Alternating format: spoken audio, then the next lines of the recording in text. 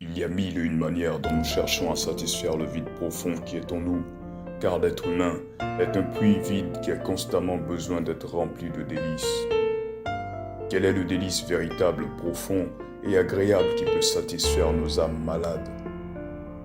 C'est Jésus le Christ, la parole de Dieu manifestée en chair. Sa parole est une épée qui donne la vie et qui fait mourir. Elle donne la vie aux morts et elle fait mourir les passions de nos chairs qui nous éloignent de la vie. Comme les fruits sortis de la verge d'Aaron, le message qui va suivre est un fruit sorti de la verge de Christ, crucifié sur le bois du calvaire. Attentifs soyons, et que toute la gloire soit à Jésus-Christ par le sang duquel nous échappons à l'enfer. Ce soir qui est la clôture de notre séminaire sur l'urgence de la démonstration d'esprit et de puissance dans l'expansion de l'évangile, ça sera un soir un peu particulier. La Bible dit que la fin d'une chose vaut mieux que son commencement. Je m'apprête à donner un message qui concerne premièrement ceux qui ont fait les 3 jours de jeûne. Ceux qui ont jeûné 1 jour, ceux qui ont jeûné 2 jours, ceux qui ont jeûné 2 jours et demi. Ceux qui ont jeûné 2 jours et demi. Ça peut vous servir ce que je vais expliquer.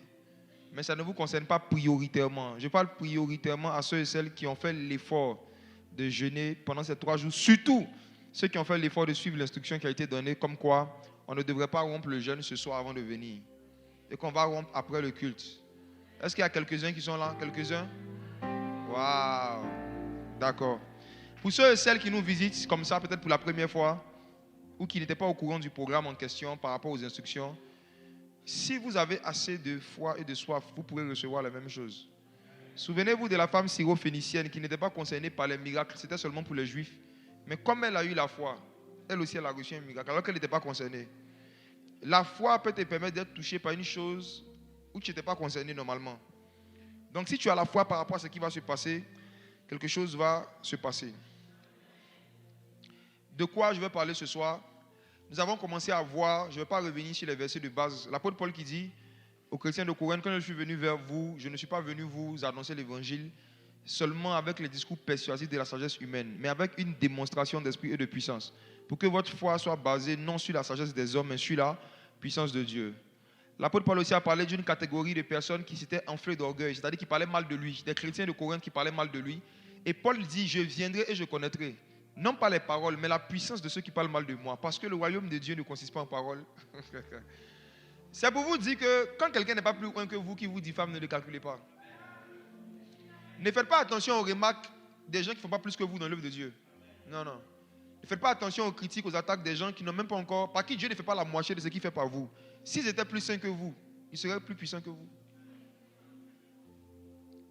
Ne faites pas attention quand Dieu vous utilise à ce que disent des gens qui ont beaucoup de paroles mais qui n'ont pas beaucoup de puissance. Car le royaume de Dieu ne consiste pas en paroles, mais en puissance.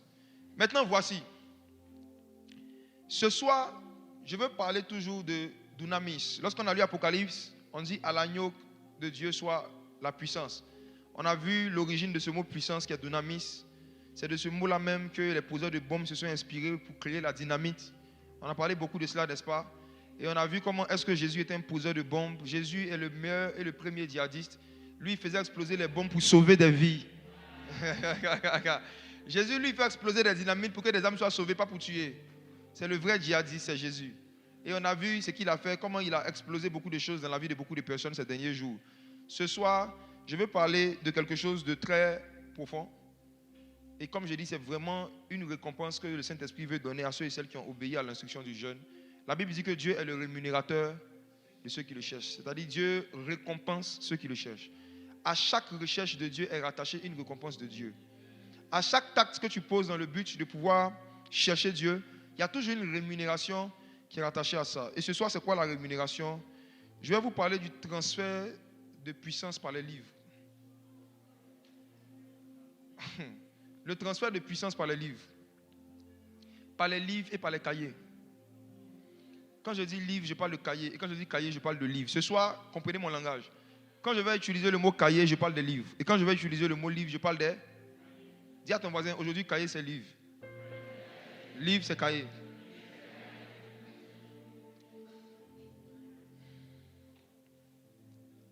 Daniel chapitre 10, versets 16 à 21. Ce soir, nous allons visiter la bibliothèque des anges.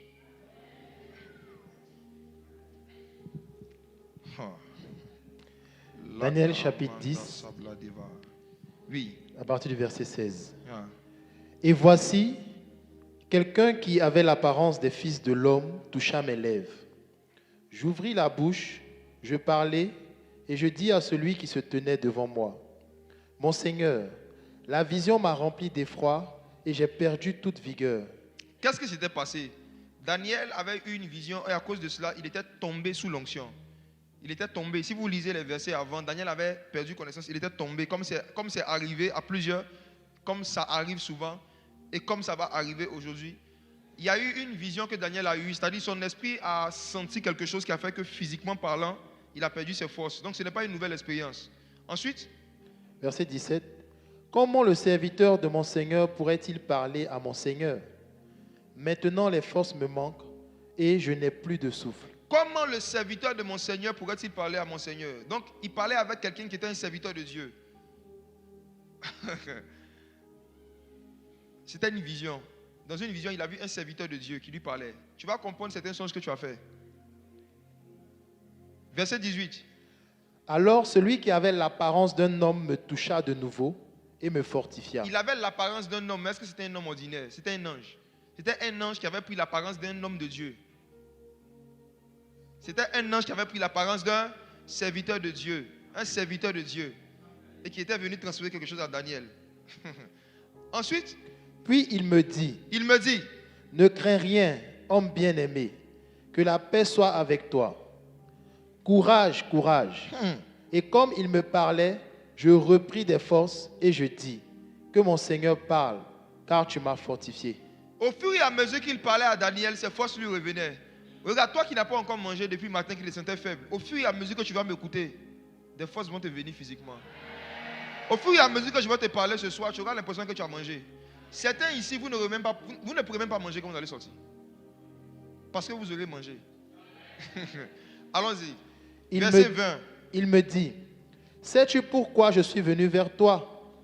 Maintenant, je m'en retourne pour combattre le chef de la Perse. Et quand je partirai, voici, le chef de Javan viendra. Verset 21. Mais je veux te faire connaître ce qui est écrit dans le livre de la vérité. Personne ne m'aide contre cela, excepté Michaël, votre chef. Mes frères et sœurs, un ange apparaît à Daniel. Et l'ange lui dit pourquoi est-ce qu'il est venu lui parler. Et il dit, je suis venu te faire connaître ce qui est écrit dans le livre de la vérité. Je vous pose deux questions. Première question, est-ce que la Bible existait à cette époque? Deuxième question, est-ce que le livre même de Daniel existait à cette époque? C'était quoi le livre de la vérité?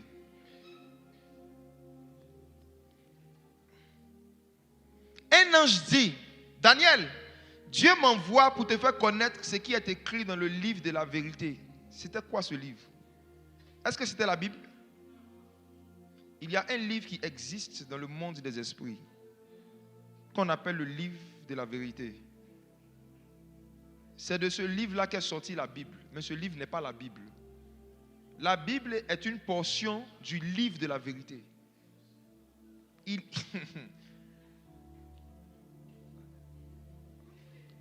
Ézéchiel, chapitre 2, versets 8 à 10. Ézéchiel chapitre 2, à partir du verset 8. Et toi, fils de l'homme, écoute ce que je vais te dire. Ne sois pas rebelle, comme cette famille de rebelles. Ne sois pas rebelle comme cette famille de rebelles. Et puis regardez ce qui vient après. Ouvre ta bouche. Ouvre ta bouche. Et mange ce que je te donnerai. Écoutez-moi. Un ange encore parle à un autre prophète Ézéchiel. Et puis il lui dit, regarde, toi en ce qui te concerne, ne sois pas rebelle. Ouvre ta bouche et puis mange. Ça veut dire que la rébellion dont il parlait dans ce contexte, c'était le fait qu'il y a certains hommes à qui ils ont voulu donner certaines nourritures dans certains songes et qui n'ont pas mangé. Il dit, toi, en ce qui te concerne, ne sois pas rebelle. Ouvre ta bouche. Mange. Il y a une nourriture qu'un ange voulait donner à Ézéchiel. Et apparemment, avant lui, il y avait d'autres personnes qui avaient refusé de manger cette nourriture. Je suis vraiment en train de parler à ceux qui ont le Saint-Esprit. Vous qui êtes de l'autre royaume, ce que vous mangez là, ce n'est pas de ça que je parle. Je suis en train de parler à mes frères et sœurs du même royaume. Nous qui mangeons la chair et le sang du Fils de Dieu. Ne sois pas rebelle comme cette famille de rebelles. S'il te plaît, ne te ferme plus au fait de manger. Ézéchiel. Manger quoi? Voici ce qui est intéressant dans la suite. Verset 9. Je regardais et voici, une main était étendue vers moi et elle tenait un livre en rouleau. Regardez. Dans le royaume de Dieu auquel tu appartiens, il y a certaines nourritures en forme de livres. Et il y a des livres qui sont des nourritures.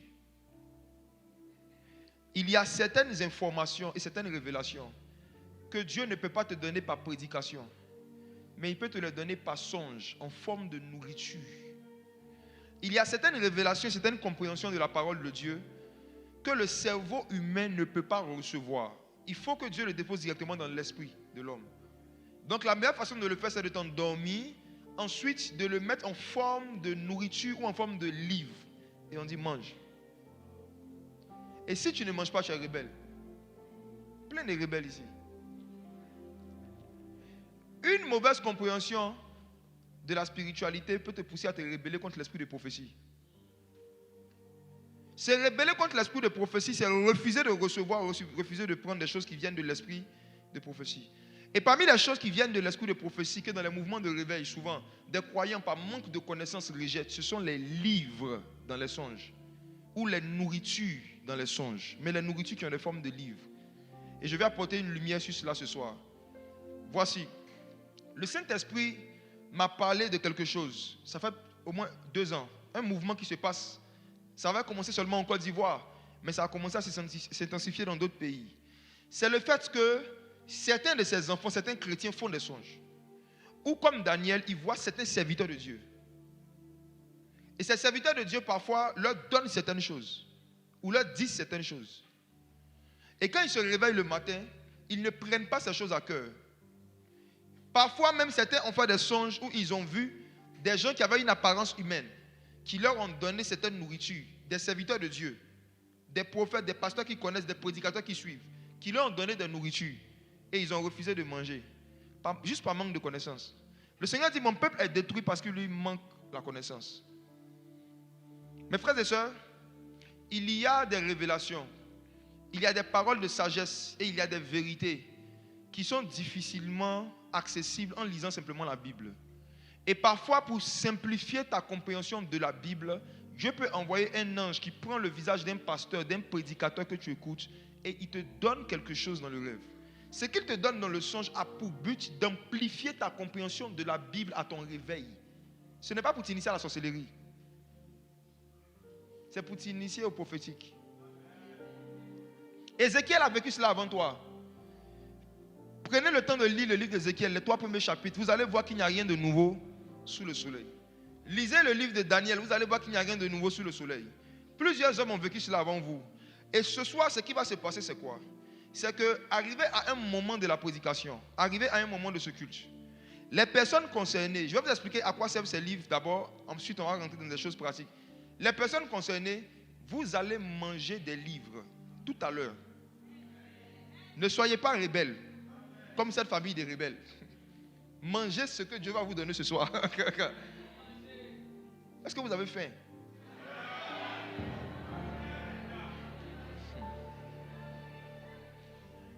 Quels sont ces livres? C'est quoi les livres? Il y a 2 catégories de livres que Dieu peut donner comme nourriture à un esprit ou à un de ses enfants dans le royaume des cieux. Premièrement, ce sont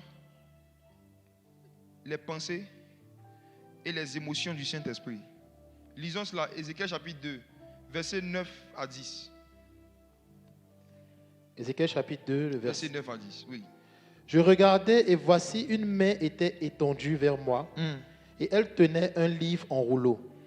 Il le déploya devant moi et il était écrit en dedans et en dehors. Il était écrit en dedans et en dehors. Regardez, on dit à la base c'est un livre, n'est-ce pas? Mais on nous dit que dans ce livre, il est écrit en dedans et en dehors. Qui a déjà vu un livre comme cela? En fait, c'est un cahier. C'est un cahier. Mais dans le monde spirituel, les cahiers sont appelés des livres et les livres sont appelés des cahiers. C'est la même chose. Tout support dans lequel il y a des écrits inspirés de Dieu devient un livre. Donc ça veut dire qu'un cahier ordinaire, à partir du moment où je commence à écrire des choses extraordinaires, inspirées de l'Esprit de Dieu, ce cahier est un... Il dit qu'il a vu un livre sur lequel il était écrit des choses en dedans et en dehors. Et il était écrit quoi? Des lamentations, Des lamentations, des plaintes des plaintes et des et gémissements. des gémissements. Il était écrit. Ce sont les lamentations de qui? Les plaintes de qui? Les gémissements de qui? Selon vous? De Dieu. Écoutez-moi, Dieu souffre. Dieu se plaint de certaines choses qui se passent sur la terre. Dieu a mal de certaines choses qui se passent dans certains pays. Et vous savez, quand tu as un ami, l'une des choses que tu aimes faire avec lui, c'est lui partager les choses qui te font mal ou qui t'ont fait mal. C'est lui partager tes douleurs. On partage ses succès avec tout le monde, mais on partage ses douleurs avec ses amis. Ce n'est pas tout le monde qui est ami de Dieu. Quand Dieu veut que tu deviennes son ami, l'une des expériences qu'il te fait faire, c'est qu'il te fait connaître ses gémissements, ses douleurs et ses plaintes. Mes frères et sœurs, Dieu avait des choses qui lui faisaient mal, mais il n'avait pas de mots qu'il pouvait utiliser pour les expliquer à Ézéchiel. Donc Dieu a écrit ça dans un livre, comme le font certaines personnes avec leur journal secret. Ah. Vous voyez la culture des petits blancs. Ou quand les gens ont des choses, ils ont un journal, comment on appelle? C'est ça, un journal secret, non? Journal intime.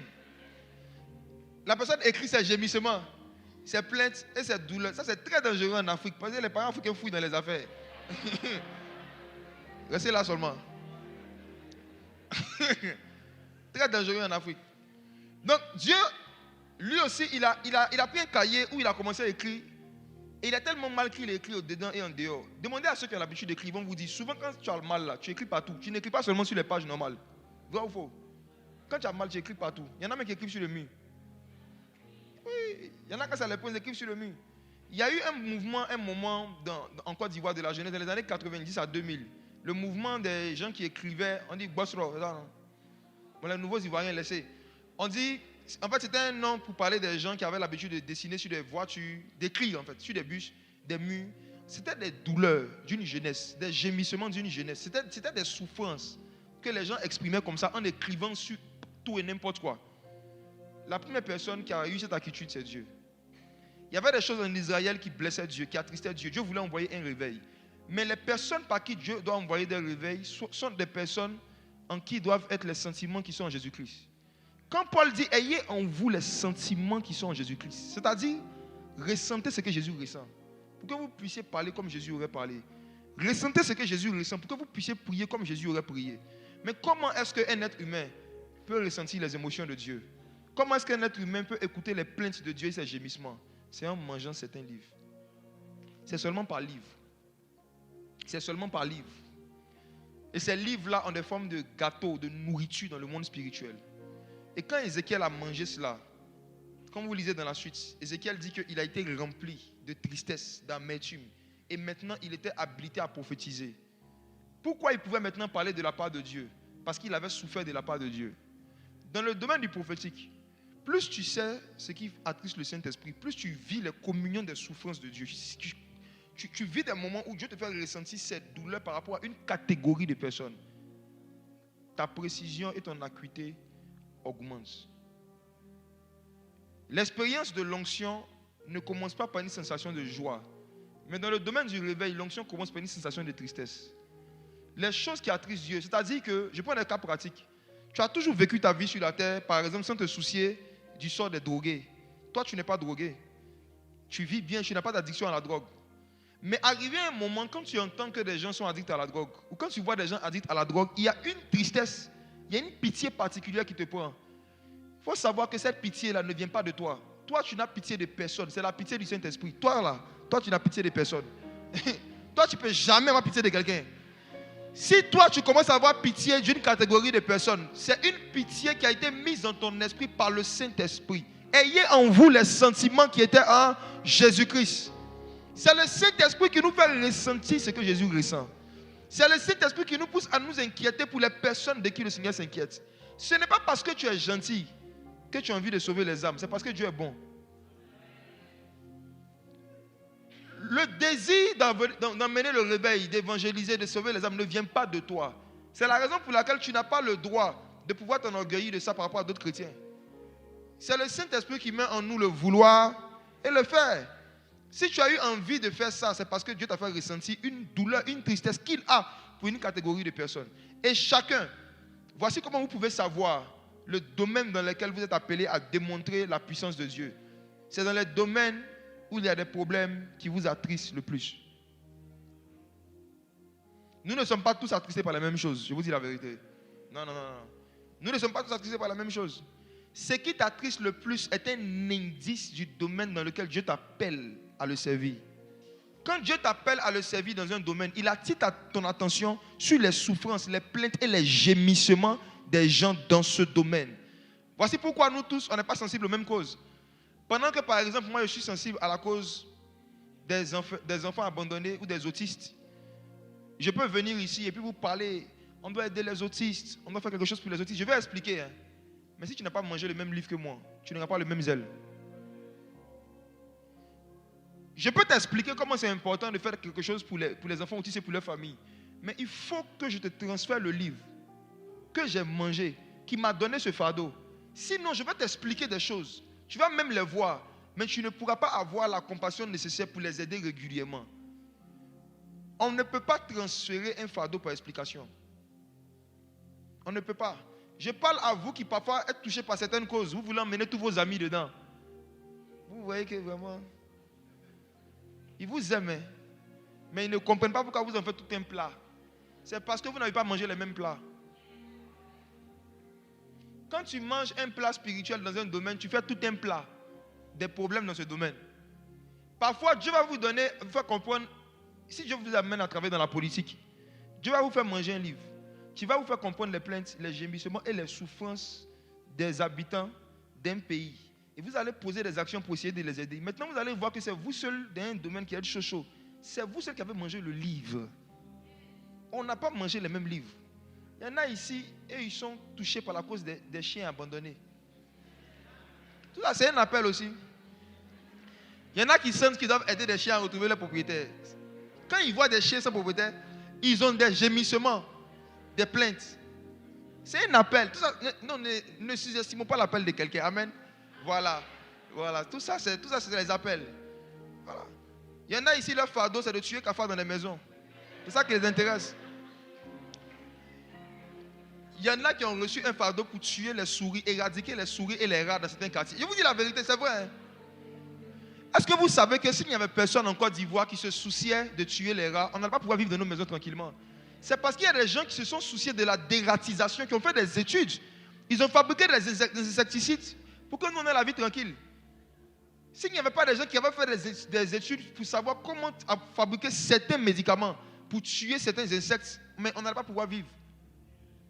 C'est pour dire que dans tous les domaines de la vie, même les choses qui semblent les plus banales, tout ce qui peut contribuer au bien-être de l'homme et à la vie de l'homme, Dieu peut te donner un fardeau dans ce domaine. Amen.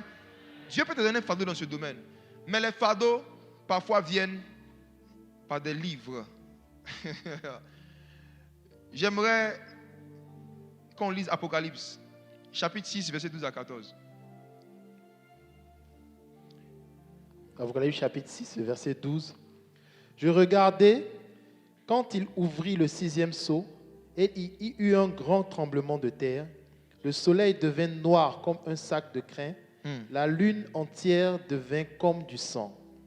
Et les étoiles du ciel tombèrent sur la terre, comme lorsqu'un figuier secoué par un vent violent jette ses figues vertes.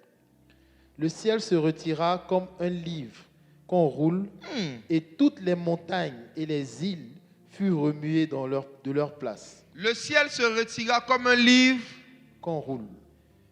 En fait, le ciel est un livre. Je me suis toujours demandé comment est-ce que les gens arrivaient à lire la météo. Suivez-moi. Pendant des années, je me demandais comment des païens qui n'ont pas le Saint-Esprit peuvent dire il va pleuvoir dans 3 jours. Et il pleut vraiment. Ils disent le temps sera ensoleillé, il y aura un peu de pluie de telle heure à telle heure. Et puis c'est précis. Je me suis toujours demandé comment les gens arrivaient à lire les temps. Et le Seigneur m'a dit, le ciel est un livre. Il y a des hommes qui ont appris à lire ce livre. Et ils savent lire les saisons. Sans le Saint-Esprit. C'est une science. Ils étudient certaines choses. Et à partir de ce livre bleu que nous voyons, c'est un grand livre bleu comme ça. Ce grand livre bleu que nous voyons, ils peuvent lire des choses. Chaque étoile qui est dans le ciel est un chapitre. Chaque planète est une leçon. Et les scientifiques s'appliquent à lire le ciel. Et donc à pouvoir même comprendre certains phénomènes qui vont arriver dans les derniers temps, qui sont dans la Bible, sans avoir lu la Bible et en ne croyant pas en la Bible. Est-ce que vous savez que tous les athées qui disent qu'ils ne croient pas en Dieu croient en la fin du monde? Il n'y a aucun bon scientifique qui ne croit pas en la fin du monde. Parce qu'en étudiant simplement les éléments qu'il y a dans le ciel, ce livre qu'on appelle le ciel, tout montre que la terre va se détruire d'ici. Même si Dieu n'existe pas, la terre va finir et va se détruire. Voici pourquoi ils ont commencé à chercher d'autres planètes habitables. Ils ont commencé à chercher d'autres lieux habitables parce qu'ils croient que la terre va finir. Mais toi, tu viens à l'église, tu ne crois pas que la terre va finir.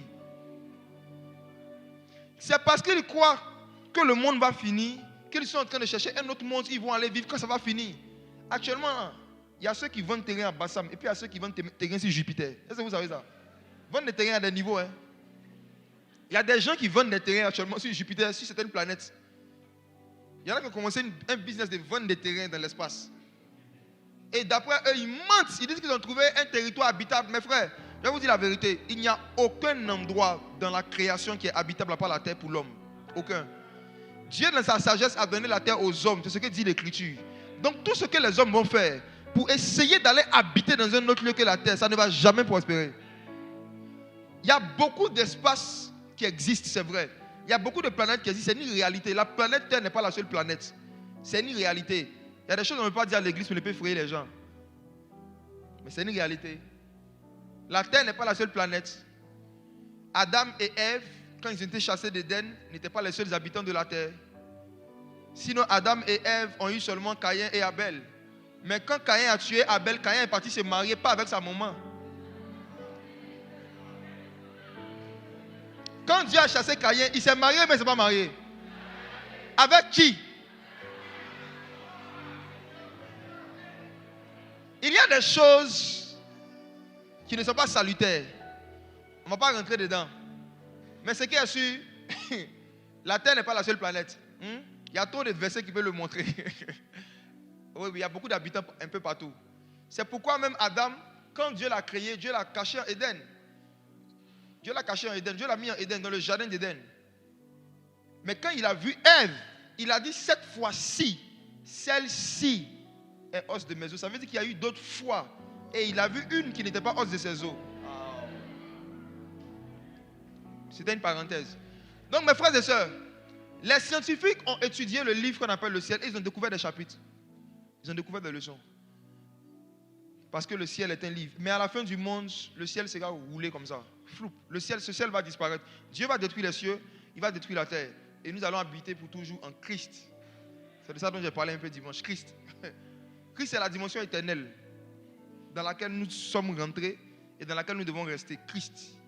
C'est un lieu amovible. Christ, ce n'est pas un endroit physique, c'est une atmosphère déplaçable. Christ. Et c'est en Christ qu'on va vivre pour toujours. On ne va plus sortir de Christ. Maintenant, lisons Apocalypse 5, verset 1 à 9. Une histoire qu'on connaît. Qui est digne d'ouvrir le livre? On va parler de ce livre. Apocalypse chapitre 5, verset 1. Puis je vis dans la main droite de celui qui était assis sur le trône un livre écrit en dedans et en dehors, scellé de 7 sceaux. Scellé de 7 sceaux. Verset 2. Et je vis un ange puissant. Un ange puissant. Qui criait d'une voix forte. L'ange était comme un puissant, on est d'accord? Regardez la suite. Qui est digne d'ouvrir le livre et d'en rompre les sceaux? Et personne dans le ciel, ni sur la terre, ni sous la terre, ne peut ouvrir le livre ni le regarder. Ne peut ouvrir ni le regarder. Ne peut ouvrir ni le... Cet ange était puissant, mais est-ce qu'il était digne? Mes frères, cet ange était puissant, mais est-ce qu'il était digne? Première leçon. Dans l'œuvre de Dieu, ce n'est pas la puissance qui nous rend dignes de faire certains ministères. Ce n'est pas la puissance. C'est quelque chose d'autre. Cet ange était saint, mais est-ce qu'il était digne? Ce n'est pas la sainteté qui nous rend dignes de faire certaines œuvres. Ni la sainteté, ni la puissance. Cet ange était saint, il était puissant, mais il n'était pas digne d'ouvrir le livre, d'en rompre les sceaux, ni le regarder. Mes frères et sœurs, chaque fois que Dieu veut faire une œuvre dans un pays, dans une famille, il cherche quelqu'un qui est digne. Et tu peux devenir saint, mais tu n'es toujours pas digne. Tu peux devenir mais tu n'es toujours pas digne d'être celui qui va apporter certains réveils dans ta famille ou dans un endroit. Il y a quelque chose d'autre qui rend digne. Ah, Saint-Esprit. Beaucoup de gens sont mais il n'y a pas beaucoup de réveils qui commencent dans beaucoup de coins parce qu'il n'y a pas beaucoup de chrétiens qui sont dignes. Ils sont puissants, mais ils ne sont pas dignes. Qui est digne d'ouvrir le livre, d'en rompre les sceaux? Il n'y avait personne sur la terre, sous la terre, qui pût le lire, ni le regarder. Mes frères, ce livre était un concentré de prophétie, un concentré de révélation, un concentré de paroles de sagesse, un concentré de puissance. Il y avait tellement de dunamis dans ce livre que même les êtres qui vivaient au ciel ne pouvaient pas le regarder. On ne parle même pas d'abord de toucher. On dit que personne ne pouvait le regarder. Donc imaginez-vous comment ce livre brillait. Ce livre avait beaucoup d'éclairage, trop de lumière. Personne ne pouvait supporter la lumière, le niveau de révélation qu'il y avait dans ce livre. Personne. Personne. Vous savez, ce qui retarde le début et la croissance du réveil spirituel dans certaines villes, dans certains pays, c'est parce que Dieu n'a pas encore trouvé un homme qui est digne de recevoir un certain niveau de révélation. Il y a un niveau de lumière, un niveau de réma, un niveau de paroles de sagesse qu'un être humain doit atteindre dans une ville avant que le réveil ne vienne par lui. Ce que Dieu est en train de chercher actuellement, il cherche des personnes qui ont à cœur d'atteindre un certain niveau de révélation de la parole. Je vous dis la vérité. Si vous voulez être utilisé par Dieu ces 7 prochaines années, ce mouvement de réveil dans lequel nous rentrons ces 10 prochaines années, ce qui va vous rendre digne, c'est le fait que vous avez mangé certains livres qui vous ont donné accès à certaines révélations que n'ont pas les gens de votre génération. C'est ces livres-là que Dieu veut commencer à distribuer cette nuit. Oui. Il y a des transferts de puissance qui vont se faire ce soir. Dieu veut vous emmener dans d'autres compréhensions, dans d'autres niveaux de compréhension de la parole, de la Bible, d'intimité avec lui. Et c'est ça qui va vous rendre digne de pouvoir être au devant de certains réveils. Regardez la suite. Verset 4. Verset 4. Et je pleurais beaucoup, de ce que personne ne fut trouvé digne d'ouvrir le livre ni de le regarder. Même l'apôtre Jean n'était pas digne. Même l'apôtre Jean n'était pas digne d'ouvrir ce livre, encore moins de le regarder. Verset 5. Et l'un des vieillards me dit, il me dit, ne pleure point, voici, le lion de la tribu de Juda, le rejeton de David, a vaincu pour ouvrir le livre et ses 7 sceaux. Pour qu'il puisse avoir accès au livre, le rejeton de David, on dit il a vaincu. Dis avec moi, il a vaincu. Il a vaincu. Il a vaincu. Il a vaincu. Il a vaincu. Il a vaincu. Frères et sœurs, voici un principe. Si Dieu veut te donner un livre, c'est-à-dire un ensemble de révélations, il faut que tu puisses avoir une victoire sur quelque chose. Et quand tu vas vaincre, tu seras digne de recevoir le livre. Pourquoi Dieu nous a dit de ne pas manger avant de venir ici? Pourquoi est-ce que vous avez eu particulièrement faim entre 11h et 14h? Vous étiez en train de mener un combat dans le monde spirituel pour pouvoir vaincre la faim afin d'être digne de recevoir un livre tout à l'heure. Parce que tu as vaincu, tu es digne de recevoir le livre. Je parle de ceux qui ont vaincu. Ceux qui ont vaincu le jeûne d'aujourd'hui, votre victoire vous a rendu digne de recevoir un nouveau niveau de révélation de la parole. À chaque fois que Dieu te dit de ne pas manger, c'est parce qu'il veut te donner à manger. Aucun de ces hommes qui a mangé ces livres n'avait le ventre plein. Ni Ézéchiel, ni Jean, comme on va voir tout à l'heure. Il y a des niveaux de révélation que Dieu ne peut donner qu'à ceux qui sont jeunes. Pour que Dieu puisse te remplir d'un certain niveau de paroles de sagesse, il faut que tu sois vide d'un certain niveau de nourriture physique. C'est un principe. Pourquoi le jeûne d'aujourd'hui était particulièrement difficile? Parce que le jeûne d'aujourd'hui n'était pas un jeûne, c'était un combat. Il y avait un combat dans le monde des esprits. Un combat. Un combat. De la même manière que Dieu avait dit à Adam et Ève, ne mangez pas ce fruit défendu. Ne mangez pas. Il y a eu un combat. Malheureusement, Ève a été vaincue. Adam a été vaincu. Mais toi, tu as vaincu. Parce que l'agneau a vaincu, il a été jugé digne maintenant de s'approcher de ce fameux livre.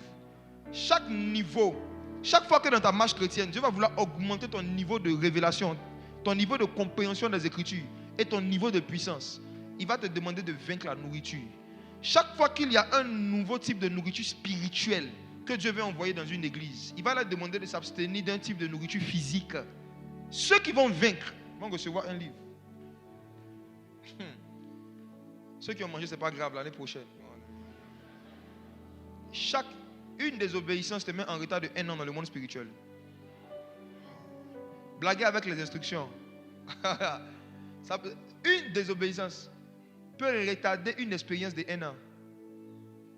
Or, un jour sont comme 1000 ans devant Dieu. Attention.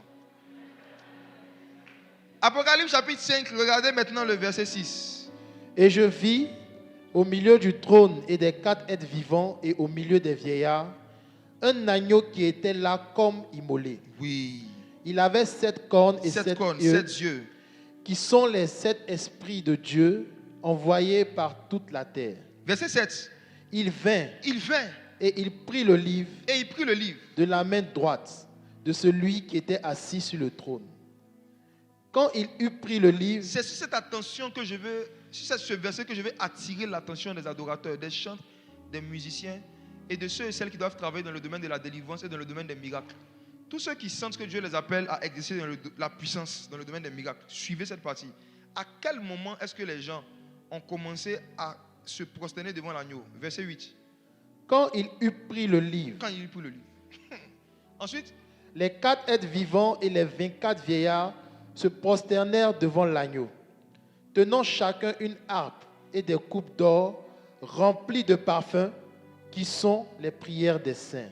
Frères et sœurs, l'agneau existait, l'agneau saignait, mais les 24 vieillards ne l'adoraient pas. Les 4 êtres vivants ne l'adoraient pas. Ils ont commencé à l'adorer quand il prit le livre. Quand il prit le livre. Je parle d'abord aux chanteurs et aux musiciens. Écoutez-moi. Les démons et le monde des ténèbres, s'ils voient que Dieu vous a donné une onction pour jouer un instrument ou pour conduire la louange et l'adoration, ils vont se battre pour que vous soyez des personnes qui aiment prendre le micro, mais qui n'aiment pas prendre la Bible. Satan est en train de se battre pour fabriquer une génération de chants qui ont pris le micro, mais pas le livre. Parce que Satan a observé les mouvements des esprits, les atmosphères d'adoration, et il s'est rendu compte que les gens adorent quand on prend un livre, pas quand on prend un micro ou un piano. Ça veut dire quoi?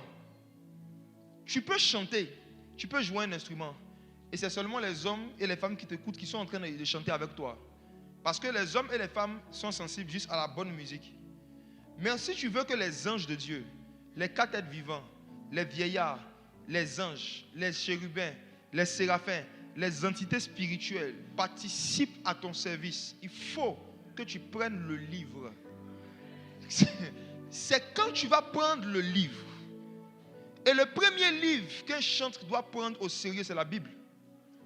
La façon dont tu vas prendre la Bible, vu que la Bible est un exemplaire du livre de vérité, la façon dont tu vas prendre ta Bible, ta vie de méditation, c'est ça qui va déterminer les atmosphères et les intensités que tu vas dégager pendant tes adorations.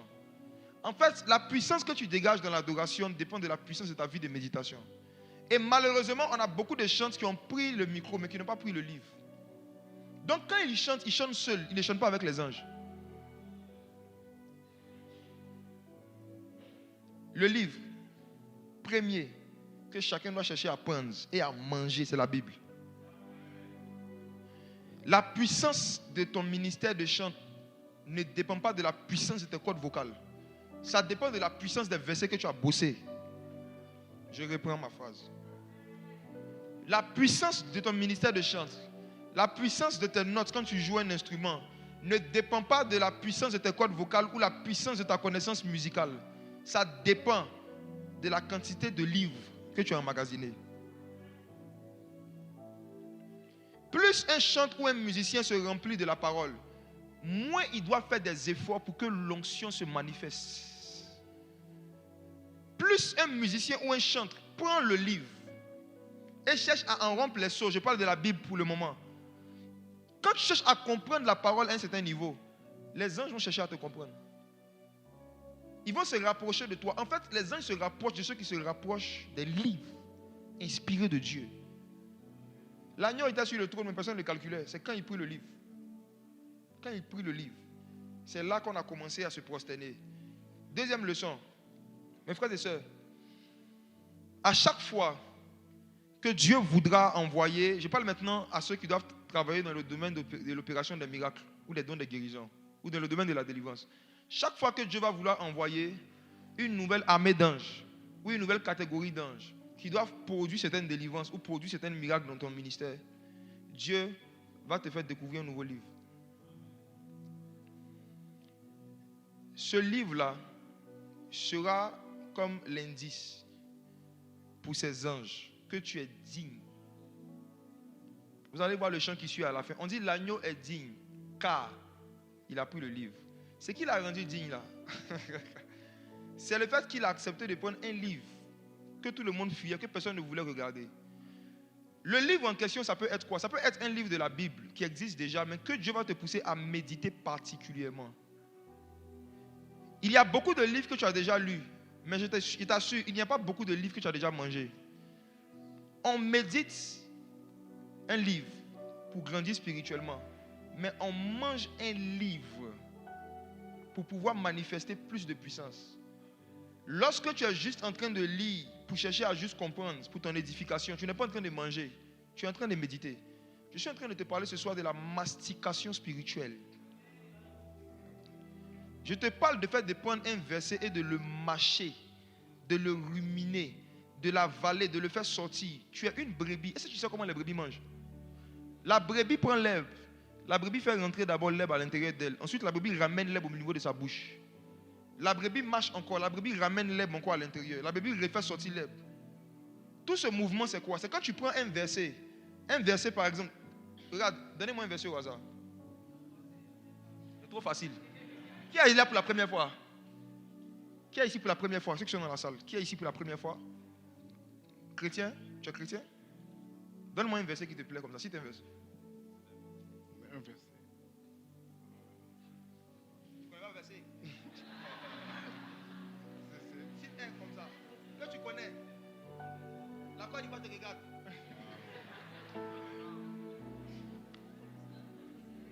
Si une personne est en Christ, elle est une nouvelle créature. Les choses anciennes sont passées, toutes choses sont devenues nouvelles. C'est 2 Corinthiens 5, verset 17. Ok. On a mangé tout ça quand on était jeunes. Regarde. Je connais ce verset, donc il est à l'intérieur de moi.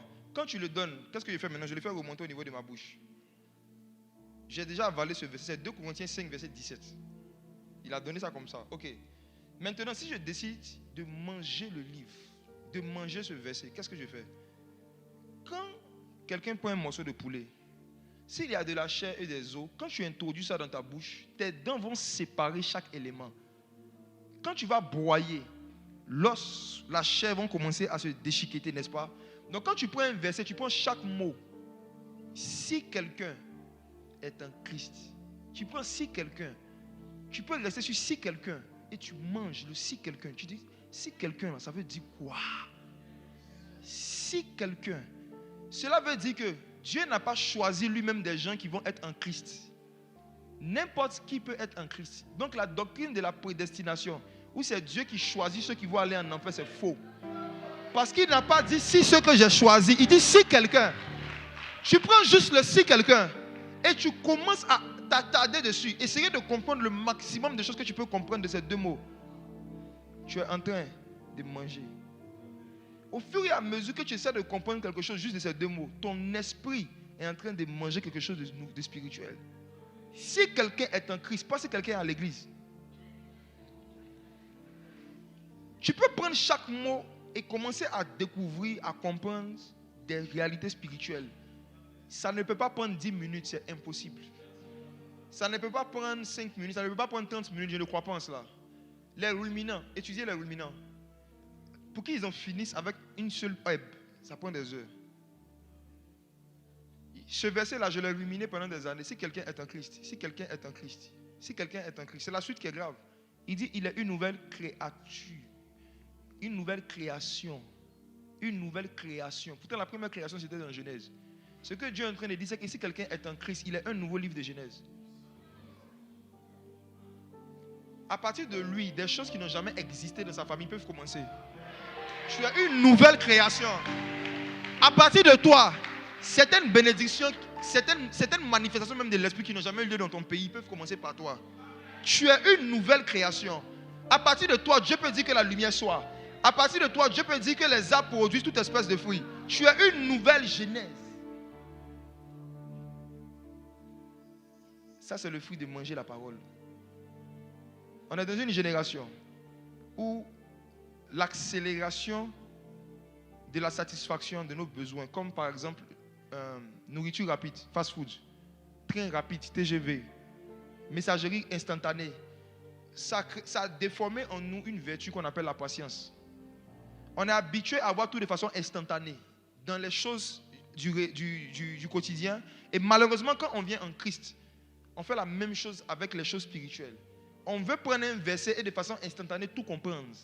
On veut prendre un livre et puis dans 30 minutes comprendre le livre en entier. Il y en a même qui se vantent. Ah, j'ai lu la Bible 2 fois en un an. Regarde, ce n'est pas ceux qui lisent la Bible qui sont quelqu'un dans le royaume. C'est ceux qui le mangent, qui la mangent. Ce n'est pas ce que tu lis qui te bénit, c'est ce que tu manges.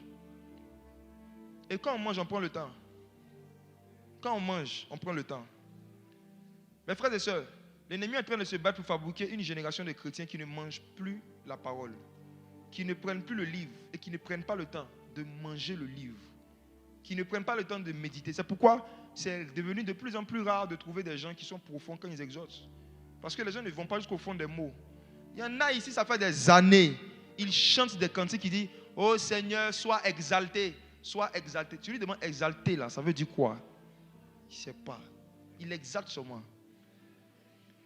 Sois magnifié. Ta magnificence éclate dans les nuées. Tout ça là. Il y a combien de chantres qui méditent les paroles de ce qu'ils chantent dans le but de comprendre ce qu'ils chantent? Quand Jésus a parlé à la femme samaritaine, il dit, vous adorez ce que vous ne connaissez pas. La particularité des fausses adorations, c'est les adorations sans connaissance et sans compréhension. On adore seulement. Toi, tu ne comprends même pas ta langue maternelle, toi, tu chantes en Yoruba.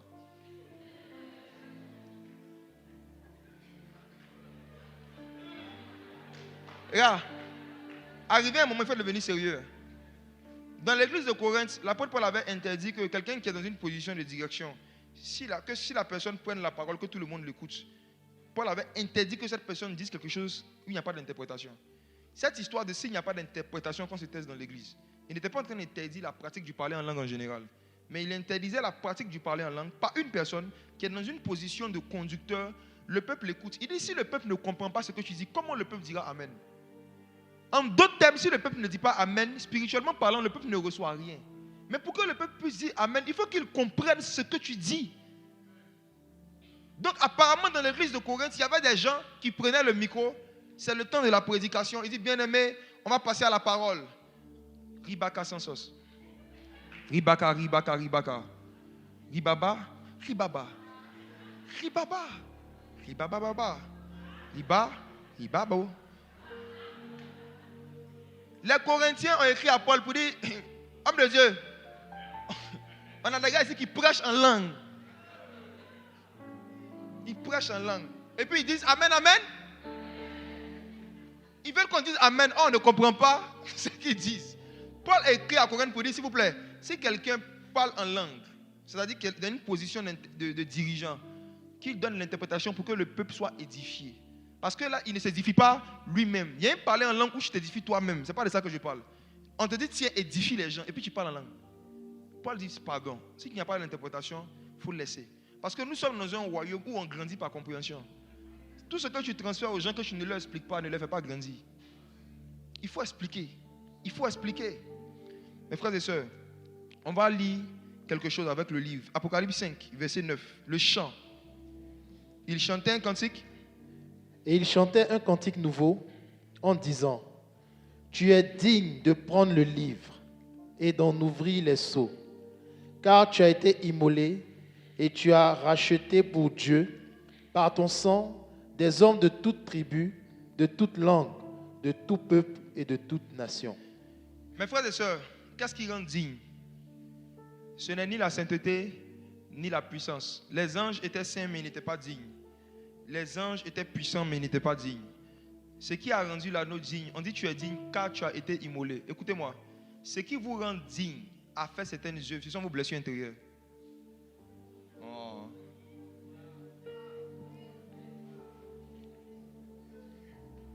Ce qui rend digne, ce sont les blessures. Les blessures que tu as vécues déterminent le futur que tu dois vivre. Je rembobine. Dans quel domaine tu as été immolé? Demande à ton voisin, dans quel domaine on t'a immolé?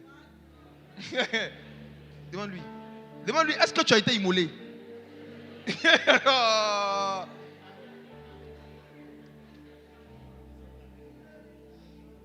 Les gens sans histoire seront des gens sans gloire.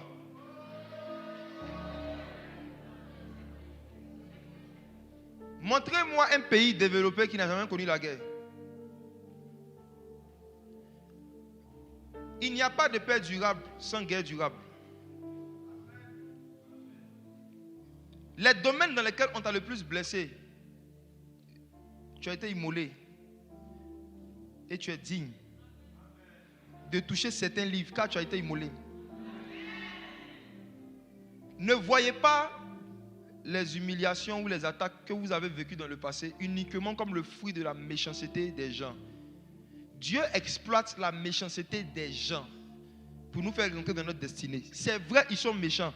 Mais ce n'est pas parce qu'ils sont méchants qu'ils ont fait, c'est parce que Dieu est bon. Dieu, dans sa bonté, a décidé de pouvoir garder certains livres, certains niveaux de révélation et de connaissance uniquement pour des personnes qui ont vécu un certain niveau de souffrance. Donc, on n'est pas tous habilités à transporter les mêmes onctions dans les mêmes domaines parce qu'on n'a pas vécu les mêmes humiliations et les mêmes blessures dans les mêmes domaines. Dans le ministère, les pasteurs qui n'ont jamais été immolés, ils ne sont pas dignes de recevoir la gloire, l'honneur, l'élévation. Ils sont déjà immolés, frère. Ils sont déjà braisés. Braisés. Je me suis rendu compte que on peut exploiter chaque blessure qu'on a reçue pour grandir dans l'onction. Et c'est le thème de mon prochain livre. Utiliser ces blessures pour grandir dans l'onction. Ça va sortir en juillet prochain. L'immolation est un ascenseur vers l'onction. Tout dépend de comment tu le manages. Il y a des personnes ici, vous vous sentez immolés parce que vous n'avez pas mangé depuis le matin. Il y a différents niveaux d'immolation. Il y en a, ils sont dignes enfin d'ouvrir certains livres parce qu'ils ont été immolés. C'est-à-dire, le fait de ne pas manger de 8h à 17h, pour eux, c'est un sacrifice vivant. Oui. Ne négligez pas les sacrifices des gens. Hein. On n'a pas le même problème. Quelqu'un qui mange 4 fois par jour, ne pas manger toute la journée, vous n'imaginez pas le niveau de sacrifice. Vous prenez ça à la légère, mais Dieu est fier de lui. Oui,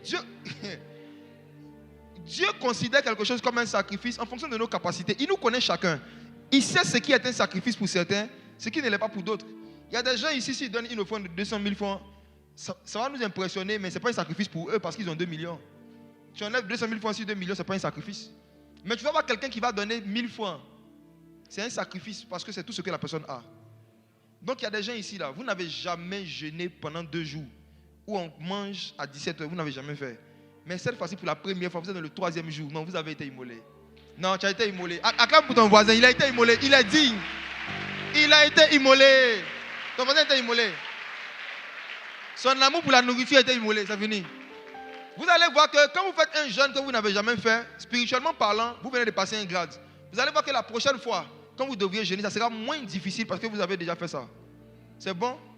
Maintenant, je termine avec une expérience de l'apôtre Jean et nous allons prier. Apocalypse chapitre 6, verset 1 à 2. Apocalypse chapitre 6, à partir du verset 1. Je regardais quand l'agneau ouvrit un des 7 sceaux et j'entendis l'un des 4 êtres vivants qui disait comme d'une voix de tonnerre, « Viens !» Je regardais et voici, parut un cheval blanc. Celui qui le montait avait un arc, une couronne lui fut donnée et il partit en vainqueur et pour vaincre. C'est bon. Regardons le verset 8 à 11. Verset 8. Je regardais et voici, parut un cheval d'une couleur pâle. Celui qui le montait se nommait la mort et le séjour des morts l'accompagnait. Le pouvoir leur fut donné sur le quart de la terre pour faire périr les hommes par l'épée, par la famine, par la mortalité et par les bêtes sauvages de la terre. Quand il ouvrit le 5e sceau, je vis sous l'autel les âmes de ceux qui avaient été immolés à cause de la parole de Dieu et à cause du témoignage qu'ils avaient rendu. Ils crièrent d'une voix forte en disant, « Jusqu'à quand, Maître saint et véritable, t'as-tu à juger et à tirer vengeance de notre sang sur les habitants de la terre ?» Une robe blanche fut donnée à chacun d'eux, et il leur fut dit de se tenir en repos quelque temps encore, jusqu'à ce que fût complet le nombre de leurs compagnons de service et de leurs frères qui devaient être mis à mort comme eux. Amen. Amen. L'une des raisons aussi pour lesquelles Jésus n'est pas encore revenu, c'est parce que le nombre de personnes qui doivent être tuées à cause de l'évangile n'est pas encore arrivé. Ils sont en train de compter. Quand ça va arriver, on dit il y a un nombre de personnes qui sont censées être mises à mort avant que Dieu ne commence à exercer son jugement contre les nations. Donc ça veut dire que chaque fois que quelqu'un que Dieu veut tuer pour l'évangile, soit physiquement, soit spirituellement, ne se laisse pas tuer, il retarde une manifestation de Jésus sur la terre. Ça parle d'abord dans ce contexte de mort physique, un certain nombre de personnes qui doivent être mises à mort. Mais si on prend ça par rapport au réveil, pour qu'il y ait certaines manifestations du Saint-Esprit dans un endroit, il faut qu'un certain nombre de chrétiens se laissent tuer. Il faut mourir à la télé, il faut mourir au cinéma, il faut mourir au péché, il faut mourir à l'alcool, il faut mourir à beaucoup de choses. Quand le nombre de personnes qui sont censées mourir à certaines œuvres de la chair sera atteint, il y a certains mouvements de l'esprit, certaines démonstrations de puissance qui vont commencer sur la terre. Maintenant, dans Apocalypse 10 maintenant, on voit à partir du verset 8. Et la voix que j'avais entendue du ciel me parla de nouveau et dit, « Va, prends le petit livre ouvert dans la main de l'ange qui se tient debout sur la mer et sur la terre. » Et j'allai vers l'ange en lui disant de me donner le petit livre. Et il me dit, « Prends-le et avale-le. Il sera amer à tes entrailles, mais dans ta bouche, il sera doux comme du miel. » Verset 8, la voix qui a parlé à Jean lui a dit quoi? Est-ce qu'on peut relire ce que la voix lui a dit? Va et prends le petit livre ouvert dans la main de l'ange. C'est bon. Dis avec moi, prends le petit livre. Prends le petit livre. Prends le petit livre. Prends le petit livre. L'instruction qui a été donnée à Jean était de prendre le livre. Mais au verset 10, malheureusement, Jean a désobéi. Verset 9. Il dit, j'allais vers l'ange et lui disant de me donner le livre. Est-ce que c'est ce qu'on a dit? On lui a demandé de demander ou on lui a demandé de prendre? Écoutez-moi, il y a certaines dimensions de l'esprit que vous ne vivez pas jusqu'à aujourd'hui parce que vous demandez à Dieu.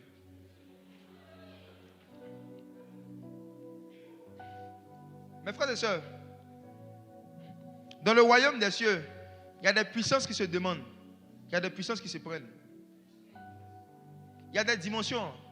Arrivé un moment, il faut juste prendre. Souvenez-vous qu'un ange descendait dans la piscine de Bethesda, il remuait l'eau, il ne donnait la guérison à personne. Celui qui voulait être guéri devait prendre. C'est le temps. L'heure vient et elle est déjà venue. Où il y a certaines dimensions, il y a certaines manifestations du don des paroles de connaissance, du don des paroles de sagesse et du don de prophétie auquel tu aspires, là, que tu dois juste prendre. Ça y est dans la salle ici. Regardez. Il y a des moments où Dieu te dit demande. Il y a des moments où il te dit prends. Prends. Prends seulement. Prends. On ne demande pas à Dieu une chose qui est présente. Quand quelque chose est présent, on ne demande pas, on prend.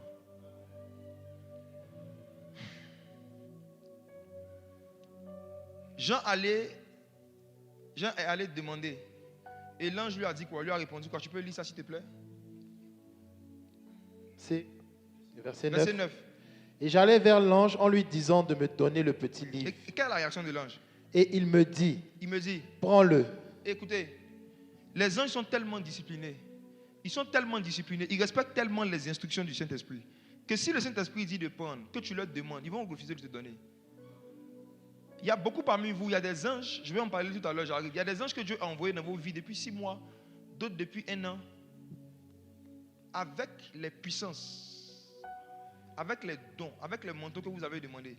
Mais vous ne les vivez pas parce que vous continuez de les demander à Dieu. Or, vous devez juste les prendre chez les anges. Vous continuez de crier à Dieu pour qu'il vous donne quelque chose qu'il a déjà donné. Et l'ange répète ce qu'il a dit à Jean. Il dit prends. Je vais vous montrer comment on prend tout à l'heure. C'est simple. C'est simple. Il faut juste t'assurer que l'ange en question soit là, avec le livre. C'est tout. Une fois qu'il est là, tu peux prendre. La parole de connaissance a des dimensions et a des niveaux. À chaque fois que tu obéis à Dieu, à des principes de consécration et de sanctification que Dieu te donne de faire, ça te rend digne. Quand tu immoles ta chair, quand tu crucifies la chair, comme tu as été immolé, tu es digne maintenant de prendre un livre dans la parole de connaissance qui va te faire rentrer dans d'autres précisions. Et quand tu arrives dans cette dimension, ça se marque par certains songes. Écoutez-moi bien maintenant. Il y a des songes et il y a certaines sensations que tu ressens à l'église qui sont des signes qu'un nouvel ange est venu avec un nouveau livre. Je m'explique. Je ne sais pas comment la soirée va se terminer. Vous voyez le cahier que j'ai dans ma main? Ceux qui sont dehors, est-ce que vous voyez ce que j'ai dans ma main? Est-ce qu'ils peuvent me répondre? Dehors, vous m'entendez?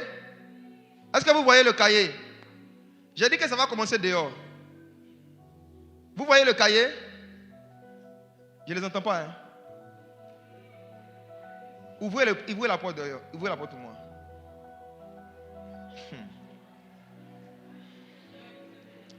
Vous voyez le cahier? Vous m'entendez bien aussi? Suivez ce que je vais expliquer maintenant. Il y a quelques années, j'avais soif d'une nouvelle manifestation plus profonde de la parole de connaissance. Et le Saint-Esprit m'a dit, ce que tu veux vivre dans le prophétique n'est pas en Côte d'Ivoire. Va prendre. Il dit, ce que toi tu cherches, il y a différentes manifestations, dimensions dans le prophétique. Ce que mon esprit cherchait, Dieu m'a dit, quand j'étais dans un jeune, ce n'est pas en Côte d'Ivoire. J'ai dit ça et où? Le Seigneur me dit au Congo. Écoutez-moi. La seule personne que je connaissais au Congo à l'époque, c'était Daniel Banham. Donc je dis à Daniel, je viens te visiter. Je ne lui dis pas les raisons profondes pour lesquelles je viens au Congo. Le Seigneur me dit juste jeune pour prendre. J'arrive au Congo. Arrivé un certain nombre de jours, Daniel Banham m'offre ce cahier. Et le Saint-Esprit me dit, utilise ce cahier et écris chaque méditation que tu feras pendant que tu seras au Congo dans ce temps de jeûne. Donc quand j'étais là-bas, je méditais et j'écrivais chaque jour ce que je comprenais. Je méditais simplement, je notais mes méditations simplement. Avant, je les notais dans un autre support. Et quand j'ai noté à un certain niveau, j'ai fini de noter pendant certains jours, Dieu me dit, tu viens de prendre ce que tu as demandé. Tu viens de prendre. Je n'ai pas compris. J'ai dit, Seigneur, comment? Il dit, ce que tu m'as demandé dans la parole de connaissance, tu l'as pris. J'ai dit, comment? Il dit, le fait d'avoir pris ce cahier, de l'avoir touché et d'avoir commencé à suivre les instructions que je t'ai données, c'est suffisant. Il m'a dit qu'il y a une dimension de la parole de connaissance qu'il avait envoyée sur la terre un moment, mais qu'il avait déposée d'abord au Congo, que c'est par le Congo que ça s'est répandu dans les autres pays. Et il m'a dit que chaque pays sur la terre qui a déjà vécu une certaine visitation du ciel est un pays qui laisse dans le monde spirituel une référence pour que toute personne qui veut vivre quelque chose de similaire commence à le vivre à partir de ce pays. Le péché laisse des traces et les traces du péché peuvent être effacées par le sang de Jésus. Mais Dieu m'a dit que l'onction laisse des traces que personne ne peut effacer. L'onction laisse des traces que personne ne peut effacer. Il y a des doses d'huile qui ont touché la terre du Congo et qui ont fait que toute personne qui aspire à certaines dimensions de Dieu, ce n'est même pas forcément que tu partes sur une montagne, le fait juste d'aller là-bas et d'aller honorer les personnes qui ont vécu cette visitation avant toi, ce que tu honores descend sur toi naturellement. Mais en ce qui me concerne, Dieu a voulu dans sa souveraineté utiliser juste ce cahier qui est devenu un livre, parce que ce cahier contient des lamentations, des gémissements et des soupirs et certaines vérités qui sont sorties du cœur de Dieu. C'est la première fois que je sors avec ce cahier de ma maison. Pourquoi je suis venu avec ce soir? Le Saint-Esprit m'a dit qu'il y a plusieurs personnes qui allaient venir ce soir. Il m'a dit beaucoup d'entre eux allaient être assis surtout dehors. Plusieurs personnes qui allaient venir ce soir et qui allaient recevoir des puissances, qui allaient activer en eux certaines dimensions surnaturelles, certaines manifestations de l'onction auxquelles ils aspirent depuis des années. Mais eux, ils n'auront pas besoin de se déplacer. Pourquoi? Parce que la puissance qui était là-bas s'est déplacée. Il a mis là, dans ce cahier. Et ça y est là. Ce qu'on va te dire ce soir, c'est prends. J'explique ce qui va se passer. Quand Dieu, je le répète, veut commencer à te faire vivre certaines nouvelles manifestations de sa puissance, ça va premièrement avec certains songes. Comme Daniel, plusieurs parmi vous, vous avez déjà fait des songes où vous avez vu certains serviteurs de Dieu vous transférer des choses, prier pour vous, vous donner des objets ou vous donner certaines instructions. Ces 12 derniers mois, je vais appeler cas par cas. Est-ce que je peux jouer? Le ciel est ouvert. Ces 12 derniers mois, donne-moi le violon du son. Ces 12 derniers mois, il y a des gens qui ont commencé à aspirer à certaines manifestations de la parole de sagesse. Écoutez bien ce que j'explique. La parole de sagesse. La parole de sagesse, c'est quoi? C'est la faculté de prendre des versets simples et de comprendre des choses profondes. C'est la faculté de comprendre profondément la sagesse de Dieu cachée dans des histoires et dans des versets les plus simples. C'est un don. C'est un don.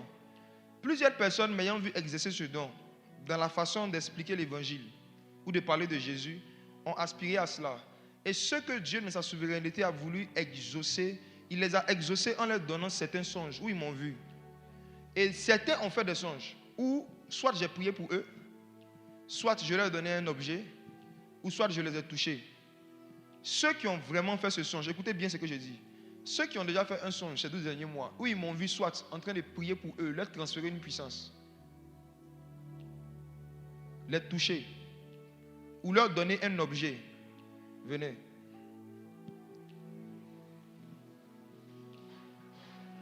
Il y en a plein qui sont dehors. Mettez-vous là, s'il vous plaît. Mettez-vous dans la rangée ici. Mettez-vous dans la rangée.